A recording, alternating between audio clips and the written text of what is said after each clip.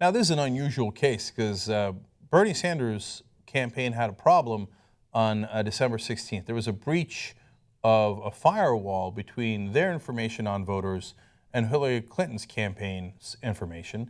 And apparently, one of their workers, Josh Oretsky, violated protocol and what is right by going and looking at Clinton donor information. And that was found out on December 17th. And the DNC put sanctions on Bernie Sanders' campaign and actually limited their access to even their own voter information, which is debilitating for a campaign. On December 18th, the next day, Sanders' campaign sued, and eventually by that night, the DNC relented and allowed them to look at their voter information again.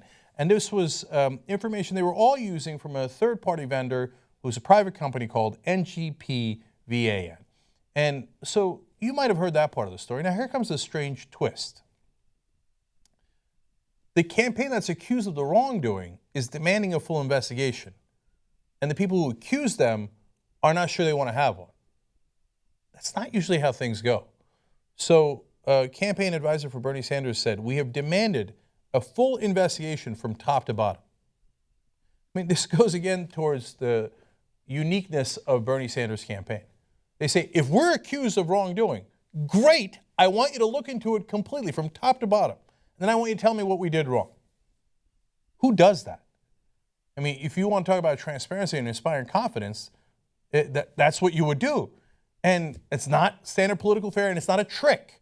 It's not like they say that and then they, behind the scenes, working against it. This is the story about behind the scenes. Behind the scenes, they're like, investigate, investigate. Now, we'll show you part of the reason they want that investigation. One of the campaign advisors for Sanders' campaign made an interesting claim slash speculation, but one that might be justified about Oretsky. He said, it's not as if we conjured this guy Josh from thin air. This is an individual who was recommended to us by the DNC and NGP VAN.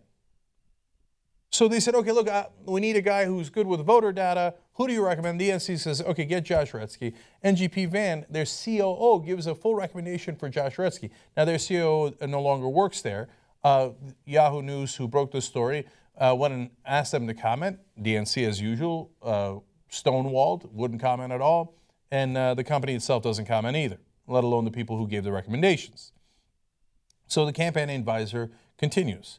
I just think it's utter hypocrisy on their part. I mean, here we are being attacked for the behavior of an individual, which we ultimately fired.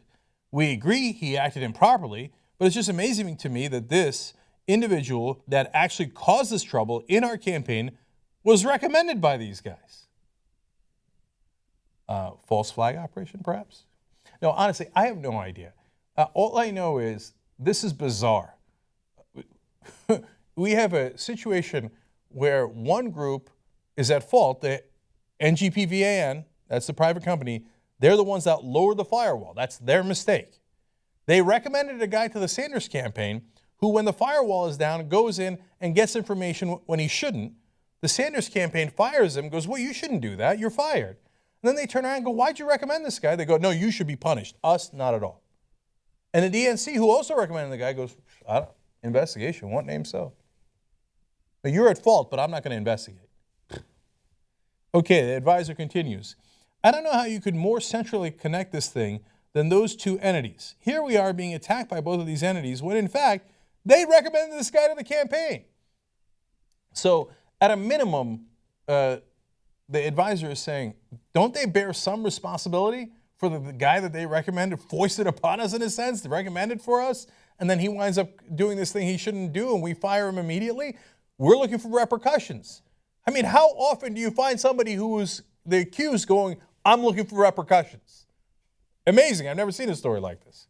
Okay. And again, finally, they say this is one of the things that we were whipsawed in over the course of the 48 hours. NGP VAN was leaking information, clearly provided documents to the DNC and the Clinton campaign, or the DNC was providing those documents to the Clinton campaign, documents that we didn't have. So that's the final twist here. Now, after this little scandal happens, they shut off all access to Bernie Sanders' campaign, but they have log files showing that Uretsky went in and got Hillary Clinton campaign information, voter information, right? They don't show those log files to the Bernie Sanders campaign. They go, your voter files are shut down. You are being punished. They give the log files to Hillary Clinton's campaign and to the press. And the Sanders campaign goes, wait. You're accusing me because of the log files. Show me the log files. You just leaked it to the press. Why'd you leak it to the press? You just gave it to my opposing campaign, to the Clinton campaign. I'm the accused. Give me what you're accusing me of. Let me take a look at it. I'll fire the guy anyway, even though you didn't give me the log files. But for Christ's sake, share the information that I'm accused of. Now, that's enormously strange. You did something wrong, but I'm not going to show it to you or prove it to you. I'm going to give it to your opponents and to the press. Gee, I wonder which side the DNC's on. I can't quite figure it out. Look, I have no idea. Is Uretsky a plant? I don't know. That sounds crazy to me. But it doesn't matter. That part doesn't matter. What matters is the reaction. The reaction is, you're at fault. I'm going to punish you, even though I'm going to give information to the other side. I'm not going to present it to you. And I'm not going to answer any of your questions about where this Uretsky guy came from or what we're doing with the investigation. Last part of this comes full circle. Again, the advisor says, we have demanded a full investigation from top to bottom. Hillary Clinton agreed to it in the debate Saturday, and the DNC continues to stonewall a full investigation. If the DNC was so sure that they're not biased in favor of Hillary Clinton, even though the head of the DNC was a former campaign advisor to Hillary Clinton, the fact that she hasn't recused herself is insanity. Even though they've buried every debate nearly every debate on a Saturday night, anybody that works in politics knows that is an attempt to make sure as little people watch it as possible. Now they say, Bernie Sanders campaign, you're guilty. Okay, great, then let's have an investigation. No, I'm not interested in investigation. Well, if you were not biased in favor of Hillary Clinton, but you actually were aggrieved, like, oh my God, I can't believe Sanders did that, you would want to look into it. They don't want to look into it because there's something fishy going on. And it ain't with the Sanders campaign. Whatever it is, the DNC doesn't want it investigated, even though they've already smeared Bernie Sanders.